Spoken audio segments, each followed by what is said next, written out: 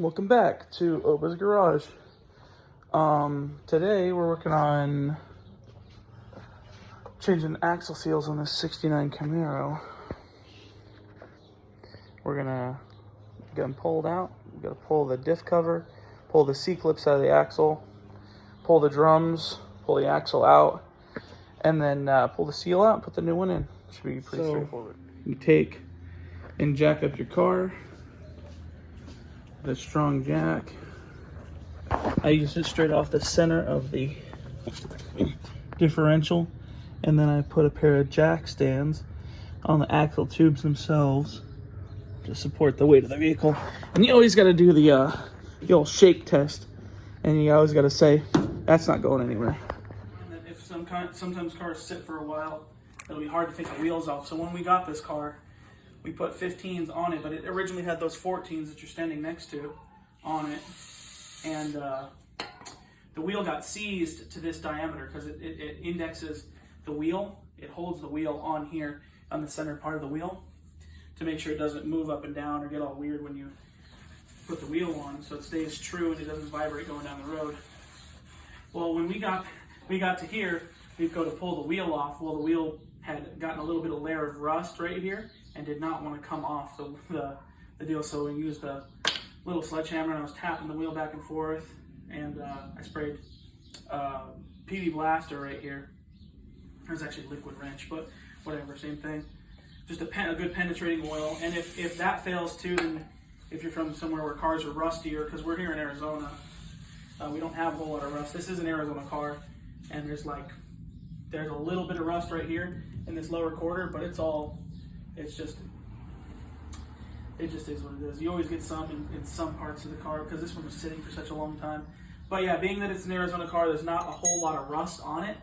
There's one little spot in the back floor and in here, but if you're from a rustier state, you might put PV Blaster and a torch and heat it up on this center diameter to expand the wheel, because it'll actually make the diameter bigger on the wheel, so it'll pop. If that doesn't work, you can always take and hit it with the torch, and then you can put like anti-seize like on the brush, and you can put anti-seize on it, and through capillary action will suck the anti-seize in between the two surfaces and free it up.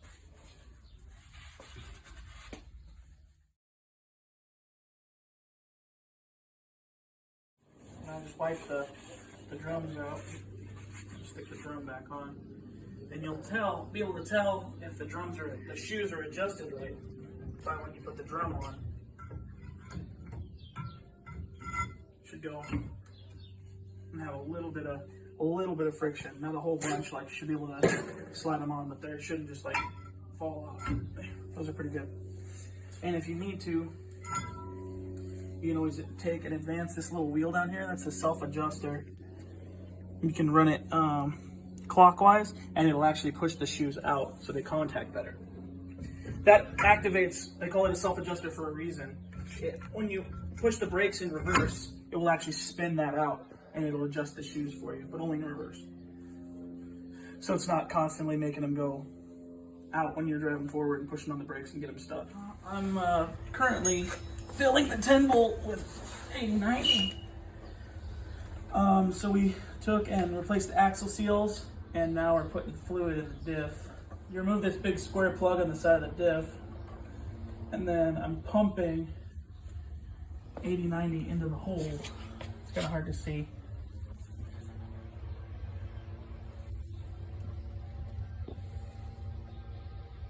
And then when it's full, you'll know it because it'll start to run out. So you can see evidence of the seals leaking in the back of the wheel. It'll drip all the way down the tire if you let it. Just want to go ahead, clean that up for good measure.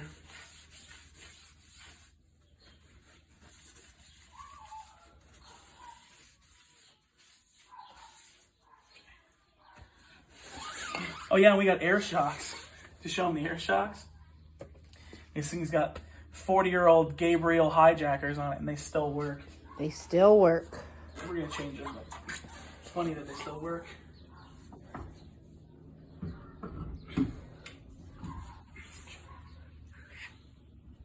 So tell me a little bit about your car. It's a a 69 Camaro, either a 230 or a 250 inline six. It's got a 3-speed automatic transmission with the shifter on the column, so you know it's a base model car. There's no center console, or even like, so the higher trim level cars had a center console with rally gauges in the console, and a shifter, but even the higher trim levels with the center console had a shifter, but they didn't have, there's one that looks like a Pinto shifter. It's like a stick with a T on top, but the one that the higher trim level cars got was they call it the horseshoe shifter, or the H shifter. It's a big, it looks like a big horseshoe. It's big square deal. This does not have that. Subject to change. Your tires are nice. They're good. They're BFG TA radials, and it's a 15x7 on the front, a 15x8 on the back. Staggered. This is a 235/70/15. Pretty common tire size for the day.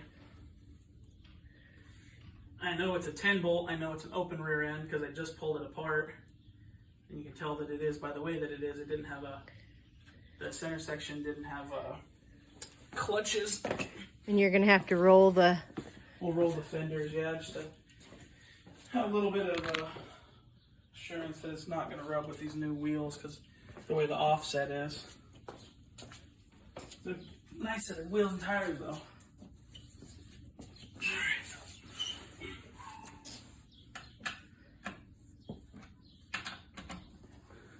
Fellas, find me a girl who makes you want to use jack stands, you know? That's a joke. Always use jack stands. And you're going to want to torque them in a star pattern, fellas.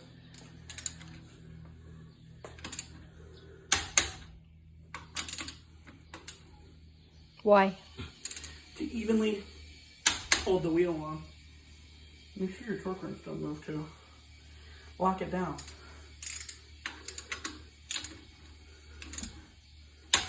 And then after a couple miles down the road, just make sure and recheck the torque in your lug nuts.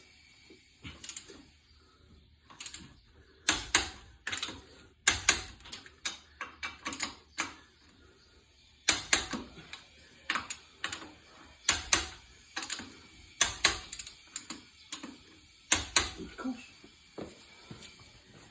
And then you don't have to guess, because a steel wheel is kind of, that's why NASCAR uses steel wheels, or did, because you don't have to torque everyone perfectly for it to be held on, because it'll flex and move a little bit.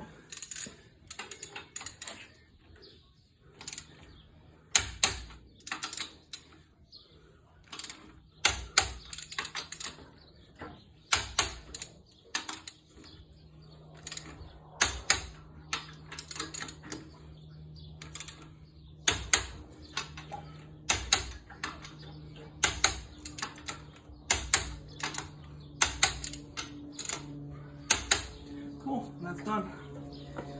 Oh, cleaning it over sucks. But yeah, now we got axle seals in.